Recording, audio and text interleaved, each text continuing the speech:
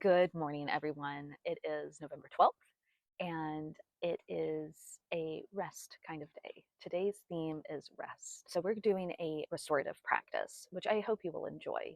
I find restorative yoga so nourishing. I've mentioned before that it is such a great practice for cooling down our central nervous system. And it's really essential for our mental health. It teaches us how to stay calm in tense moments. It teaches us to stay centered in our breath in a different way. And it teaches us to appreciate silence. And that's something I wanted to mention today is that I think it can be a little off putting for people who have not engaged in a restorative practice before, that there is a lot of open, empty, quiet space in it. That's something that's been kind of difficult doing the flow class again.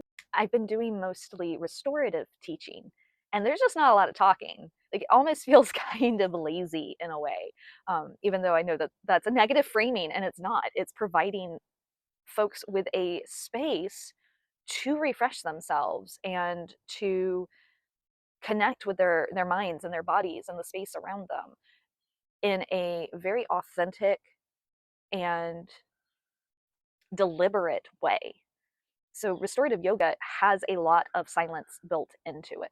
With restorative yoga, there is a lot of that tapas, self discipline, svadhyaya, self study that we've been talking about, as well as santosha, that contentment that not every practice has to be perfect. If you move or twitch or need to adjust in any way, that is okay. The point of restorative yoga is not perfection. It is not perfect stillness. It is not perfect quiet. It's good, better, best. It is doing the best that you can in the moment. And some days we are achier than others. So, story time, I have a condition called Raynaud's phenomenon. And if you're familiar with it, it's a circulation issue where your extremities stay really cold. So, my hands and feet, especially my feet will actually turn white and go numb. I also have carpal tunnel syndrome, so my hands go numb really easily, but they don't do the same turning white and I get like splotches of numbness. It's just from the constriction of the carpal tunnel.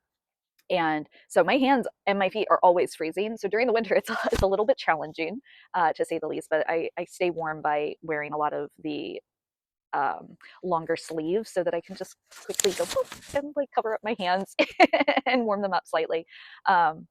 But when we're talking about yoga and neurodiversity, we all are dealing with our own unique needs.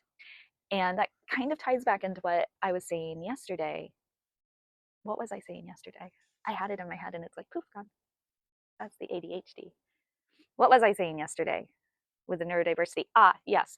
That we are constantly bombarded by this need for perfection. Like perfection in our bodies, perfection in the way that we function socially, perfection in the way that we do tasks at work, and it's all manufactured.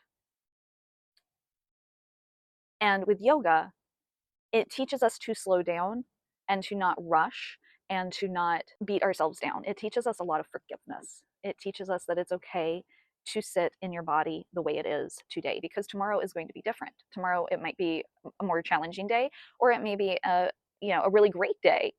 But a solid yoga practice helps you develop those skills. And one of the skills that we have to develop is knowing when to take a break, knowing when to rest.